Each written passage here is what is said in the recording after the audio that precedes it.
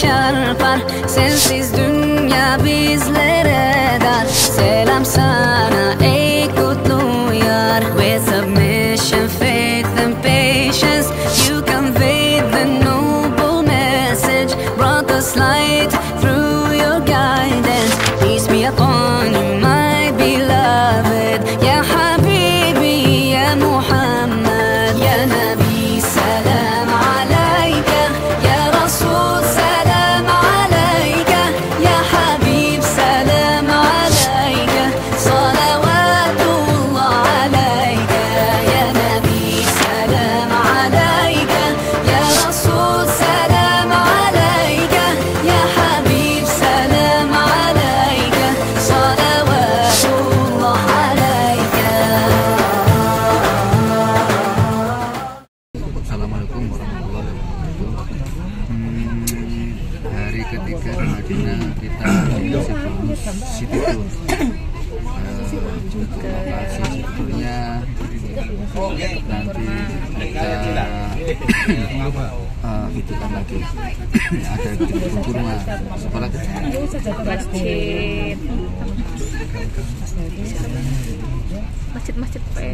nanti dilihat aja video selanjutnya. Oke, terima kasih. Assalamualaikum.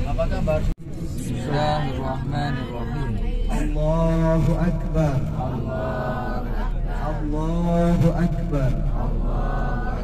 Allahu Akbar. Subhanalladzi sakhkhara lana hadza wa ma kunna lahu muqrinin wa inna ila rabbina lamunqalibun. Allahumma inna nas'aluka fi safarina hadha albirra wattaqwa wa minal amali ma tarda. Allahumma hawwin alaina safarana hadha waqwi anna bu'dah. Allahumma inna na'udzu bika min wa'tha'is safar wa ka'abatil manzar wa su'il munqalabi fil mali wal ahli wal waladi. Allahumma Rabbana hab lana min ladunka rahmatan wa hayyi' lana fi amrina rasyada. Al-Fatihah. Ada dua nikmat yang tidak sedikit manusia tertipu oleh dua nikmat barusan. Apa saja? Yang pertama as-sihhah, nikmat yang berbentuk kesehatan. Beliau Ustaz Khalil sama Ustaz Heri. Saya hanya khadim, pelayan. Selayaknya pelayan saya hanya mengawal nanti. Cuma kalau mengawal kan dari belakang biasanya. Jadi saya mohon izin berada di depan Bapak Ibu biar lancar. Setelah sholat nanti jangan lupa, nanti akan saya tentukan titik kumpul kita di mana, ya. Titik kumpul kita di mana. Setelah itu kita dokumentasi, ya, foto dan video. Setelah itu baru kalau mau foto pribadi, kita tidak usah lama-lama. Setelah sholat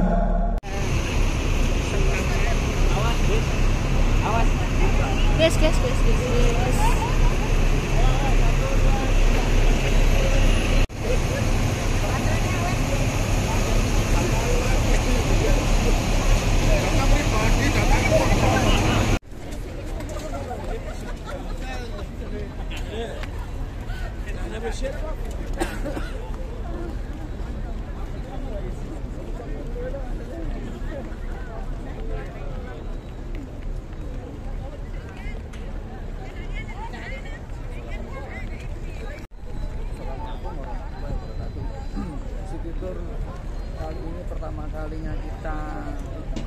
Ya, di Masjid Kuba. Masjid Kuba itu adalah masjid yang pertama kali dibangun Rasulullah sebelum kota Madinah, sebelum Masjid Madinah.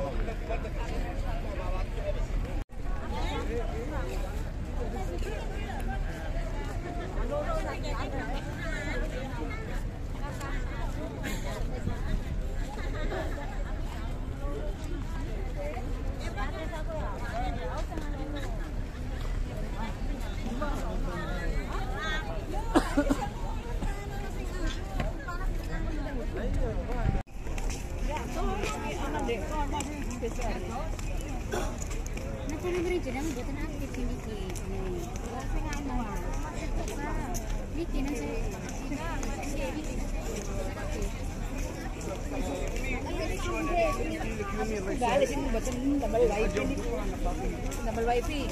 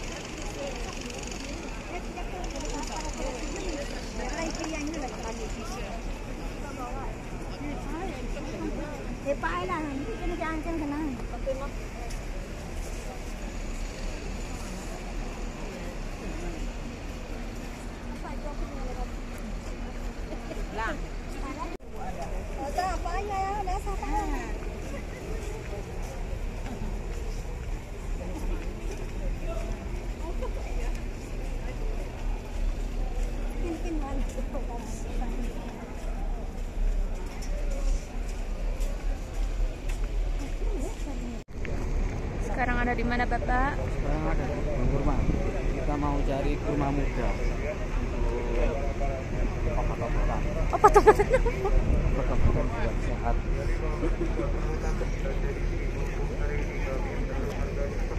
Healing kita di sini. Ke pantai. Yang mau belajar ataupun yang mau beli oleh-oleh silakan bisa langsung belanja di sini ya. Dan mungkin juga Bapak Ibu yang nggak bawa uang real, kita juga bisa pakai uang rupiah di sini ya. Yang nggak bawa uang real.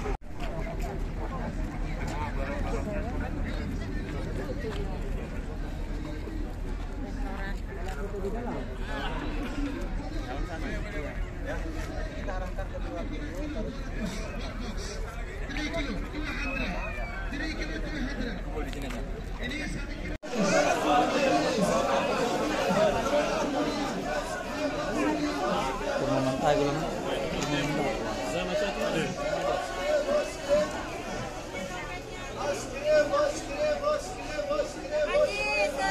Assalamualaikum warahmatullahi wabarakatuh. Kita sampai kebun kurma. Nama itunya tadi metik-metik sendiri dari pohonnya. Ternyata buahnya sudah dipanen duluan sama orang sini. Walhasil kita belanja aja dulu di marketnya situ. Dan nanti kita incip-incip aja yang gratis. Kalau beli kiloan bayar. Incip sampai kenyang katanya.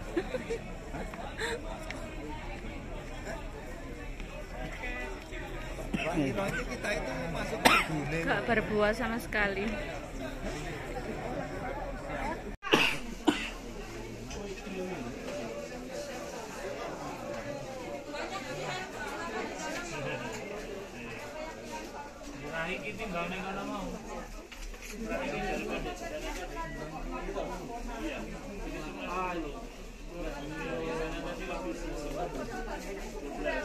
Apa souvenir?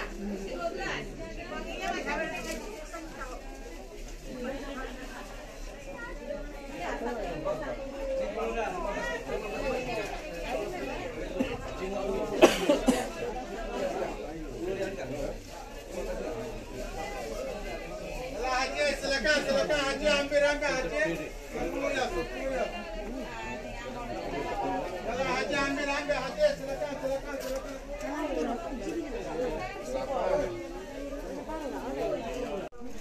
garing untuk ke sini. Enggak. Bikin alat. Biar enggak. Hah?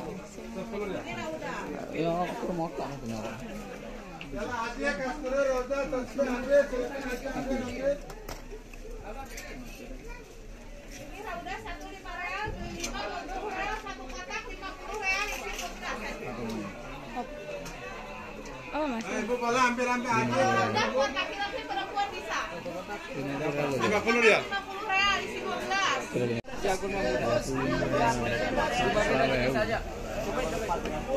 Sak kilo nih.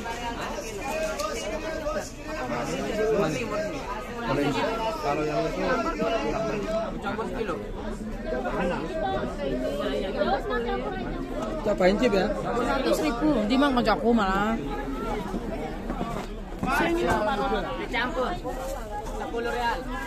Kita nih sudah ada.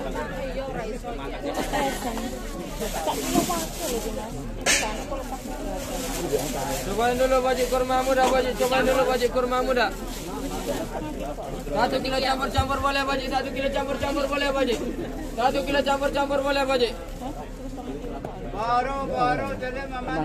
Boleh setengah kilo nggak boleh? 5 kilo berapa? 50.000. Terus 50.000 kalau rupiah, kalau real 15.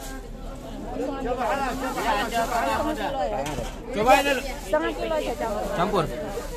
Campur. Iya, setengah kilo.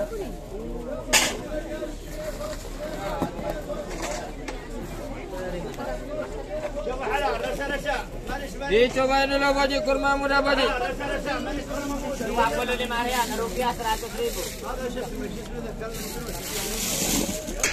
Strawberry. Kalau strawberry itu berapa? 2.15 Pak. Strawberry. 15 real. Cobain dulu baju, ada macam-macam. Sama jenisnya kurma muda. Kurma mudanya baju kurma muda 1 kilo. Berapa kilo jadi ini setengah ini? 160.000. Dicobain dulu. 260.000 kurma muda baju, cobain dulu baju kurma muda. 1 kilo campur-campur boleh. Ikan itu kasar.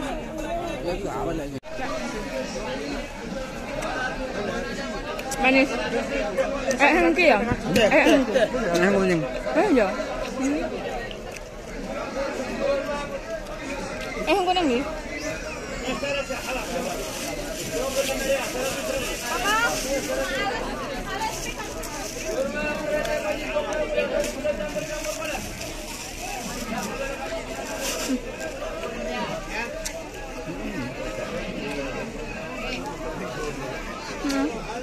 Yang cilik ya. Ya apa? Yang cilik.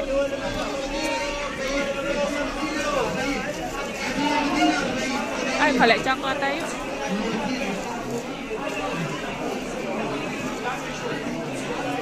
Tuku aja watok ta. Apa ndelok mat kurma kurma. Oh, aja kurma muda. عاشوا مدينة برادر كنساس عاشوا مدينة خلاص. Oh, aku tuh.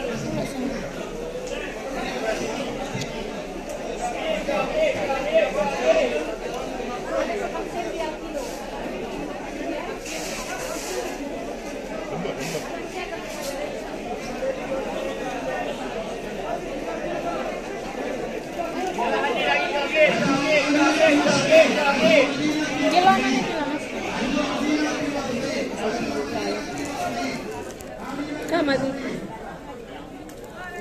Bilang hampir 50 rial.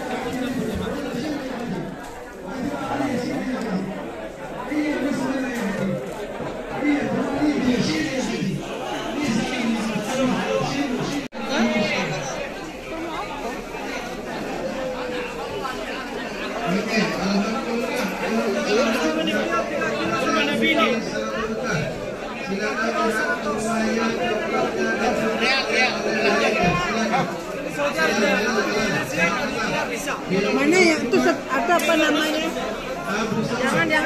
Jangan itu ya lawa pasang. Berapa? 5 dapat 1 free. Nah kan ini beli 5 bungkus. 1 2 3 4 5 dapat 1 hadiah jadi 6 dapat. 20 real 1.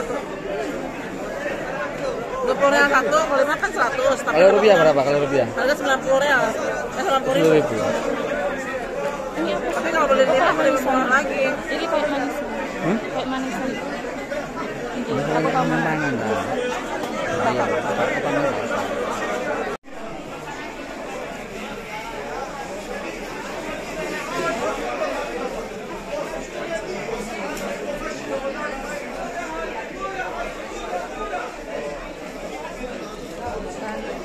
Kilonan sama kau. Sak kilonya 1.000. Sak kilo. Setengah kilo. Rupiah. 50.000. Nah, kilo puasa. Setengah. Sak kilo 1.000. 1.000 di Indonesia kan? Indonesia.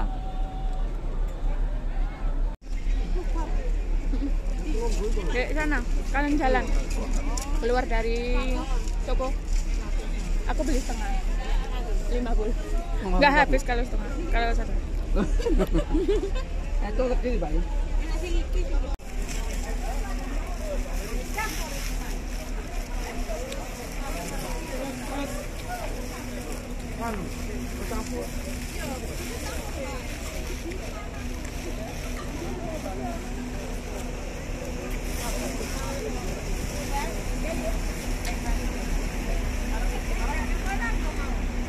Hampir mirip buah sawo. Sawo lebih. Sholat, jangan sampai tidak sholat. Nanti insya Allah kita sholatnya di Masjid Nabawi insya Allah ya. Baik Bapak Ibu, Rasulullah Shallallahu Alaihi Wasallam ketika sampai di kota Madinah Al-Munawwarah, Allah Ta'ala memerintahkan untuk menghadap Baitul Maqdis ya, untuk menghadap ke Baitul Maqdis. Akhirnya Rasulullah melaksanakan perintah Allah Ta'ala tersebut, sholat menghadap Baitul Maqdis. Kenapa demikian? Agar orang-orang Yahudi yang ada di kota Madinah ini menyangka bahwa Muhammad dan para pengikutnya ada kecocokan dengan agama mereka, dan juga ciri-ciri yang disebutkan dalam kitab-kitab mereka, yakni kitab Taurat, itu sama dengan realita yang dilihat oleh orang-orang Yahudi. Sehingga dengan demikian orang-orang Yahudi bisa ada ketertarikan untuk mengikuti agama Nabi Muhammad Sallallahu Alaihi Wasallam. Dalam hatinya ada rasa rindu ingin menghadap kembali ke Ka'bah. Kenapa? Karena Ka'bah itu adalah kiblatu abihi Ibrahim alaihi salam. Kiblatnya Nabi Ibrahim alaihi salam.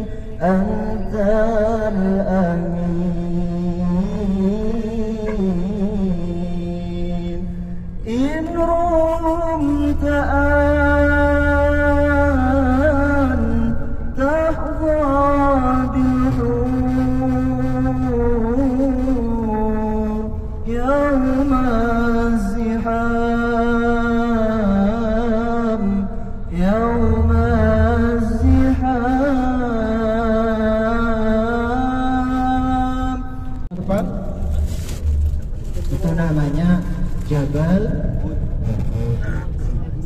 Di situ juga ada bukit kecil namanya Jabal Rumat. Bagaimana nanti dan ada apa kita ceritanya di sana ya. Cuma di Gunung Uhud ini tidak sama dengan gunung yang lain. Apa kata baginda Rasulullah?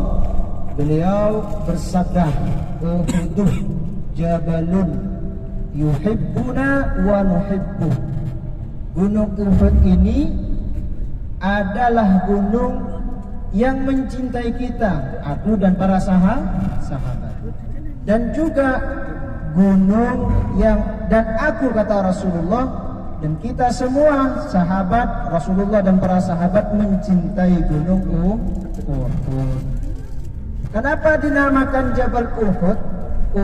Uhud itu satu akar dengan kata ahad, ya, tunggal. Juga dalam hadis yang lain yang sebagaimana diriwayatkan oleh Al-Imam Abdurrahman Jalaluddin As-Suyuti di dalam kitabnya Jami' Shaghir, beliau berkata, sabda Rasulullah, Uhuduh ruknun min arkanil jannah. Gunung Uhud ini adalah satu pilar dari beberapa pilar surga. Nah, bisa lihat kita ya. Dan itu gunung yang kecil namanya Jabal Rumah. Dan bagaimana kisah Jabal Uhud? Kita lanjut setelah yang satu ini. Tetap dioperasikan Jabal. Sebelum kita lanjut, kita nanti foto dulu bersama. Kemudian setelah foto, Kiblatnya tadi mana Mas Yedi? nah, kiblatnya setelah Uhud ternyata beda rute. Baik ya, kita turun, nanti kita foto video, kemudian kita mendekat. Khusus bis 2 kan nggak ada yang 16 hari ya? Ya, jadi nanti yang bis 1 biar pulang duluan. Yang bis 2 ikut saya mendekati Maqbarah Syuhada Uhud. Di situ nanti juga ada Maqbarah, tapi nggak nampak, nggak ada batu nisannya, cuma dikasih pagar. Kalau di tempat itu Syuhada Uhud dimakamkan ya. Kita nanti juga akan mengucapkan salam dan membacakan Fatihah, dan juga kita mendoakan kepada syuhada Uhud yang gugur gara-gara berperang meninggikan agama Allah ya, dan juga membela baginda Nabi Muhammad. Ya, mudah-mudahan semuanya barakah. Amin Allahumma amin. Jadi Gunung Uhud tadi yang saya sampaikan adalah satu pilar dari beberapa pilar surga.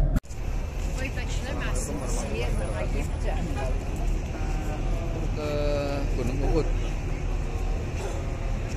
Gunung Uhud ini tertulis di dalam Al-Quran, ayatnya saya kurang tahu. Gunung Uhud ini pernah dipakai perang Uhud, ada yang namanya perang Uhud. Ini salah satu bukti yang ada di kota Madinah. مروان جيبوا معك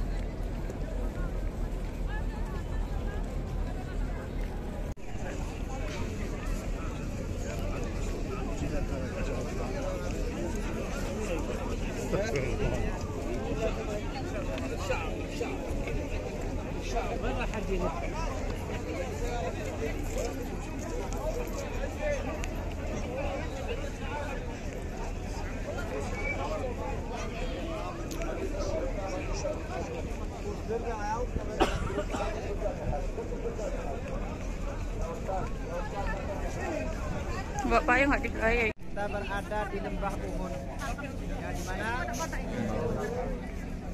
di tempat ini dulu pernah terjadi peperangan yang sangat dahsyat antara kelompok orang muslimin dengan orang-orang kafir Quraisy yang dinamakan Perang Uhud. Tepatnya perang Uhud terjadi pada tahun ketiga Hijriah, bulan Syawal, hari Sabtu, tanggal 15. Apa yang mendorong pecahnya perang Uhud tersebut? Tidak lain dan tidak bukan karena rasa keinginan orang-orang kafir Quraisy balas dendam kepada orang-orang muslim yang telah membantai orang-orang kafir, terlebih penggede-penggede ini di waktu perang Badar. Singkat cerita Bapak Ibu yang dimuliakan Allah Subhanahu wa taala, pecahlah perangan tersebut. Berapa jumlah tentara orang-orang muslimin? Yaitu 700. Sedangkan orang-orang kafir Quraisy itu sebanyak 3.000. Bisa dibayangkan, ketika pecah peperangan, hampir saja kemenangan itu diraih oleh orang-orang muslimin. Pada kala itu Rasulullah menyuruh Abdullah bin Jubair untuk untuk menjadi komandan pasukan pemanah yang ada di situ. Bisa dilihat di belakang, dilihat. Ya.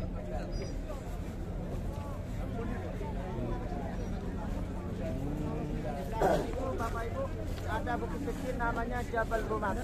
Apa pesan baginda Rasulullah kepada komandannya? Wahai Abdullah, apapun nanti yang akan terjadi, jangan sampai engkau meninggalkan tempat ini, baik pun kita menang ataupun kita kalah. Paham?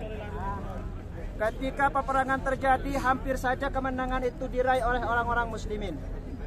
Akan tetapi ketika itu orang-orang yang ditugas oleh Rasulullah untuk menjaga orang-orang muslim dengan panahnya tergiur dengan adanya harta rampasan. Akhirnya sebagian turun, tinggal 10 orang. Tinggal 10 orang sahabat yang ada di sana. Apa yang terjadi? Kesempatan ini dijadikan peluang besar oleh orang-orang kafir Quraisy untuk menyerbu pasukan muslimin. Sampai-sampai pada waktu itu Rasulullah dikabarkan sudah meninggal. Ketika mendengar wafatnya Rasulullah, semua pasukan muslimin terkoyah-koyahkan. Ada yang kembali, ada yang lari. Dan sampai Rasulullah pada masa itu Bapak Ibu pingsan. Ya, pingsan. Rasulullah lututnya terluka, sampai giginya juga patah. Sampai Rasulullah pingsan. Ada sahabat yang namanya Abu Dujanah yang melindungi Rasulullah. Pada waktu itu kena 1000 anak panah. Dan juga ada Mus'ab bin Umair. Bahkan ada seorang perempuan yang tugasnya itu sebagai pemberi minum kepada sahabat yang terluka. Siapa namanya? Ada yang tahu? Aminah. Putranya putri daripada Sayyiduna Ka'ab. Beliau meninggalkan tugasnya ketika melihat baginda Rasulullah diserang oleh orang-orang kafir Quraisy. Perempuan Bapak Ibu, perempuan melindungi berserta 2 anaknya dan suaminya. Apa yang diinginkan perempuan ini? Beliau meminta kepada Rasulullah, wahai Rasulullah, doakanlah aku untuk bisa bersamamu kelak di surga. Akhirnya Rasulullah berdoa kepada Allah untuk menjadikan keluarga ini sebagai pendamping Rasulullah kelak nanti di surga. Mudah-mudahan Bapak Ibu dengan datang ke sini kita bisa mendapatkan barokah dan betul-betul bisa mencintai Rasulullah. Karena kalau kita datang ke sini bisa kita rasakan bagaimana dulu Rasulullah berperang melawan orang-orang kafir Quraisy. Demi apa? Demi kita, ya. Demi kita, demi memperjuangkan masa depan umatnya. Maka dari itu Bapak Ibu yang dimuliakan Allah, di belakang kita ini yang dipagar ini adalah maqbarah syuhada Uhud. Pada kala itu ada sekitar 70 sahabat yang gugur. Sedangkan orang kafir Quraisy 23, ya. 23 yang mati, ya, yang mati. Dan di sini diantaranya adalah Hamzah bin Abdul Muttalib yang terbunuh oleh seorang budak namanya Wahsy. Siapa? Wahsy. Ditombak sampai keluar dari sini tombaknya. Tidak cukup dari itu. Sayyiduna Hamzah ini dibelah dadanya, diambil jantungnya dan dikunyah oleh perempuan yang namanya Hindu. Karena kenapa? Hindu ini sakit hati karena ayahnya Utbah itu terbunuh di waktu perang Badar. Saking sakit hatinya, sampai Rasulullah Shallallahu Alaihi Wasallam melihat kejadian ketika dibelah Sayyidina Hamzah. Rasulullah berkata, andai kata hari ini saya menang, maka 30 orang laki-laki dari orang kafir Quraisy akan kubelah dan akan aku kunyah jantung-jantung mereka. Tapi sayangnya hal itu adalah hal yang dilarang dalam agama saking sedihnya baginda Rasulullah. Baik Bapak Ibu, kita akan mengucapkan salam yang akan dipimpin oleh beliau Al-Ustaz Abi Rifki, Abi Rafiq. Ustaz Waalaikumsalam.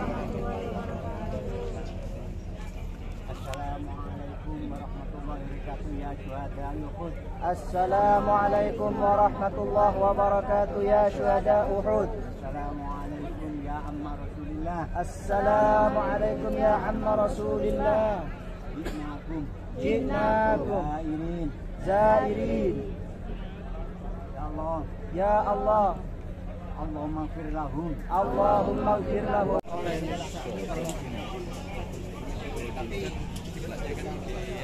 Enggak, saya sih oleh Mbak. Masa itu salah satu juga.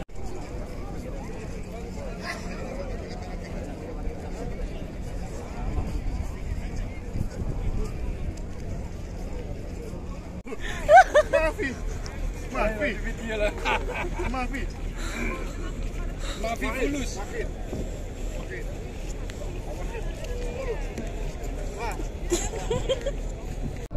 Yang menyusup kepada kaum muslimin. Nah, ini gelisah. Yang namanya orang munafik kalau diajak kebaikan hanya luarnya saja, beda dalam hatinya.